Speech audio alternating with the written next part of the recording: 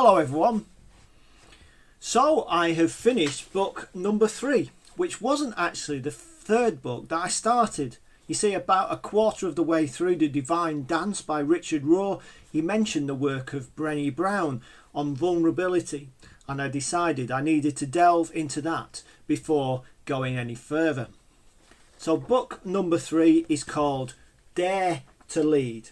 It was recommended by Very Good Thing Nigel from the Learning Network as part of the Transformational Leadership programme our newly formed circuit is currently following. I was sort of half conscious who Brene Brown was because she is known for delivering one of the most watched TED Talks ever. But I had never either watched any of her videos or read any of her books. I won't be making that mistake again. Anyway, before I get to the meat of the book and the critical thinking that it shares, I do need to make an apology. In the book, she relates the story of a team which had stopped engaging in meetings, and when the leaders explored why, they replied, "When we get the agenda 10 minutes before the meeting starts, it feels disrespectful. If you really wanted our contribution, you would give us time to review and prepare." To that, I have to say, sorry circuit leadership team, I will try harder when I get back. Anyway, perhaps the most surprising thing about the book is that in one way, it's not really about leadership. Even if I was not in a leadership position, I would have learnt something both about myself and also some key life skills. And on top of that, 5/7 of the book are about vulnerability, and even the last chapter is about resilience and preparing for failure. But I want to suggest it currently feels like the perfect book for Methodist leaders at this time. As an organisation, both nationally and locally, we seem to live in a permanent state of having to think about change and transformation. Things are constantly changing with our structures, and we are obviously in numerical decline, and we must recognise the challenges that this brings. All of this is coming before we, of course, introduce coronavirus into the conversation. At a time like this is a book about daring leadership, about tough conversations and rising strongly. Now, as I have already suggested, Brene Brown spends a majority of the book talking about vulnerability, which she describes as the emotion we experience during times of uncertainty, risk and emotional exposure.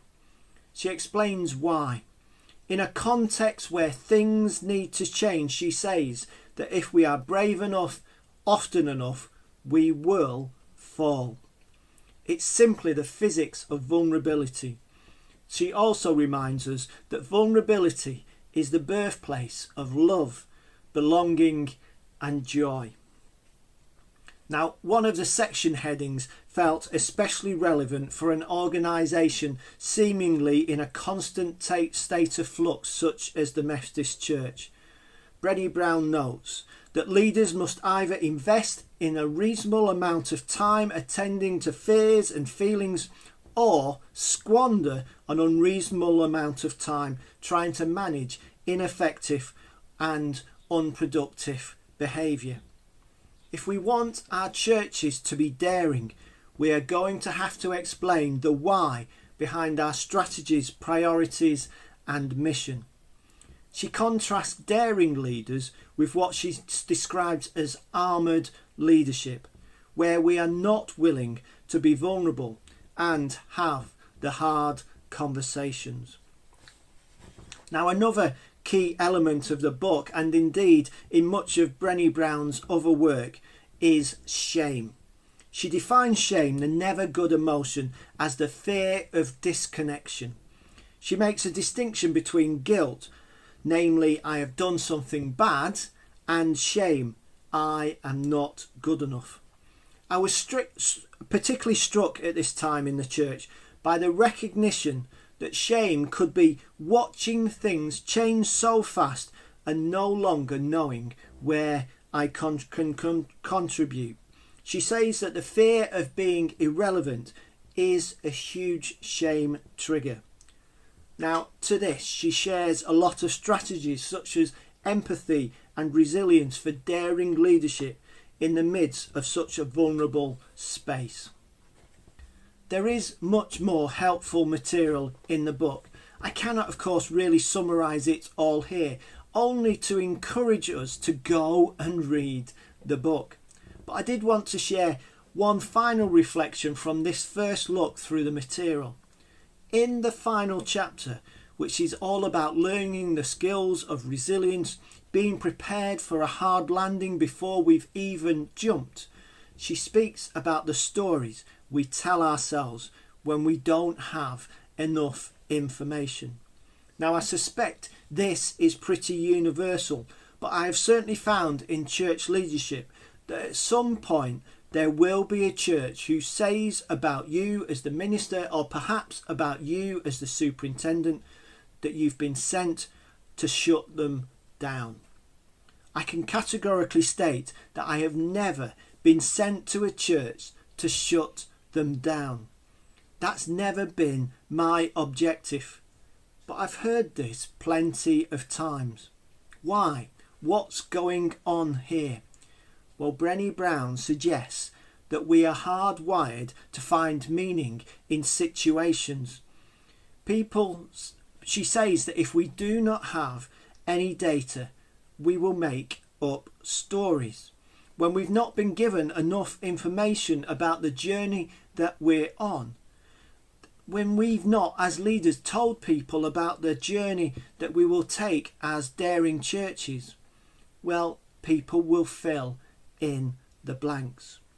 She introduces the idea of a stormy first draft, although I have to say stormy is only the word she uses in certain contexts. There's another word she reuses in the book.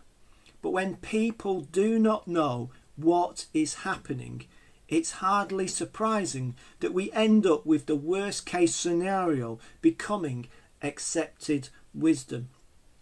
A key leadership skill repeated throughout the book is that to be clear is to be kind. Anyway, I cannot summarise 300 pages in a few short paragraphs. This is a book to be studied and reflected on, so I will end here. Plus, I have to say, Brene Brown does this herself in a Netflix special. What I will say is this: I cannot recommend this book highly enough for a time like this. Amen.